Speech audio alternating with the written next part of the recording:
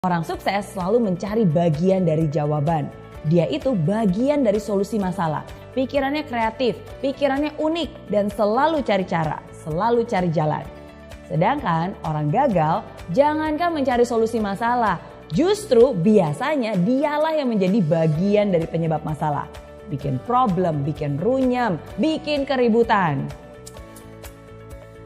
Hal kedua, orang sukses selalu mau belajar. Mereka terbuka terhadap segala macam informasi baru dan mereka itu mau menyerap bagaikan spons.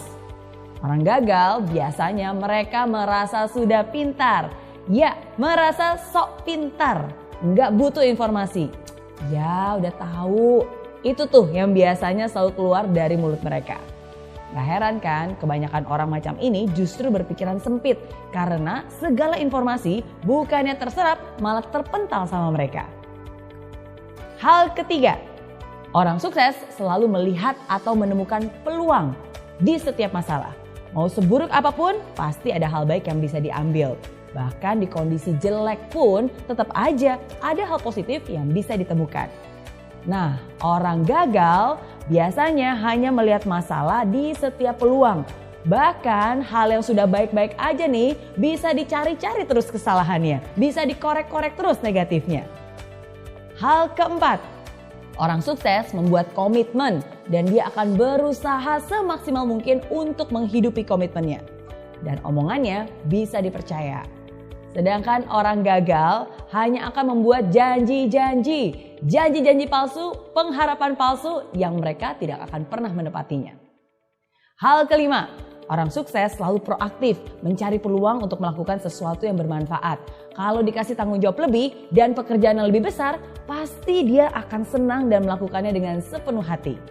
Sedangkan orang gagal hanya akan melempar tanggung jawab atau menghindar dari pekerjaan yang besar.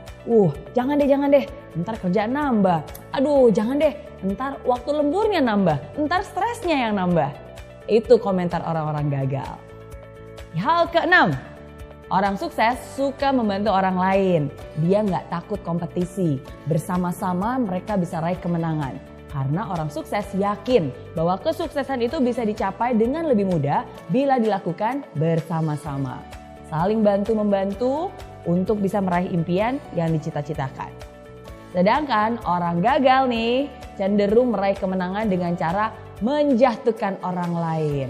Hal yang dipikirkannya adalah, gimana ya caranya menang supaya saya bisa ngalahin orang itu? Gimana caranya supaya saya bisa naik setinggi-tingginya sedangkan orang itu bisa jatuh terinjak-injak? Dan lebih parah lagi nih, orang gagal itu selalu senang lihat orang lain susah dan susah lihat orang lain senang.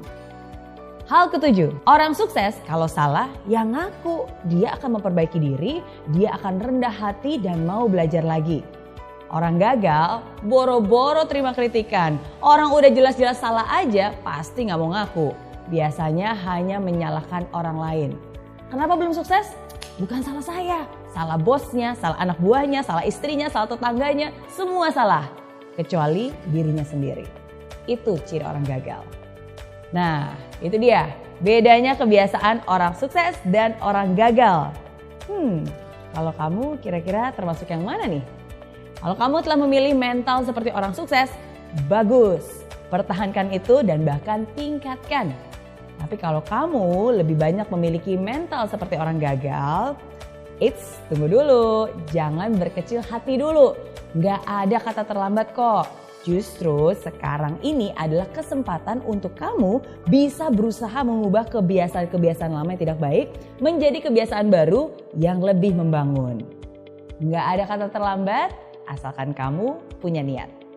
Oke?